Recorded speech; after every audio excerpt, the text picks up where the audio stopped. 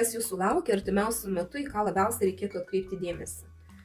Kokios energijos išlenda? Na, taurių septintukas. Pasirinkimų bus labai daug, tie pasirinkimai gali būti iliuziniai. Monetų šešetukas tai irgi bendradarbiavimas, kai ir aš tau, ir tu man duodi, ne? Tokie vat gali būti santykiai tarp žmonių. Ir kardų 3, kažkas tai bus ne pagal jūs. Tai vat gali būti taip, kad yra kažkoks tai pasirinkimas, iš ko jūs renkatės, ne?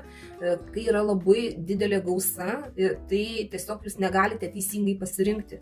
Ir galite griebtis ir to, ir to, ir trečio, ir paskui tiesiog nusivilsite, nes bus ne taip, ko jūs tikėjotės, ne? Čia yra bendradarbiavimas ir čia yra svarbu. Jeigu jums reikia pagalbos, jūs turėtumėte prašyti tos pagalbos, jums ta pagalba bus suteikiama. Jeigu jūsų kažkas prašo pagalbos, jūs irgi turėtumėte tą pagalbą suteikti, nes antraip jūs tiesiog būsit įsiskaudinę, kažkaip jums kažkas tai įskaudins širdį. Gerai, dar noriu pasižiūrėti, kurioje vietoje čia ta širdis įskaudinta bus. Vėl apie pasirinkimus. Žodžiu, apie jeigu neteisingai pasirinksite, pavyzdžiui, neteisingus partnerius, ne? Nes čia pasirinkimas gali būti ir tarp žmonių kažkokiu, ne?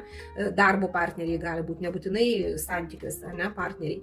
Neteisingai pasirinksite, ne? Įsiskaudinsit. Čia yra labai svarbu patikimumas. Jeigu kažką tai darot, pasirinkti patikimus žmonės ir tada turėtų viskas būti neblogai. Tai va, dėkoju už jūsų laiką, širdutes ir iki sekančio karto.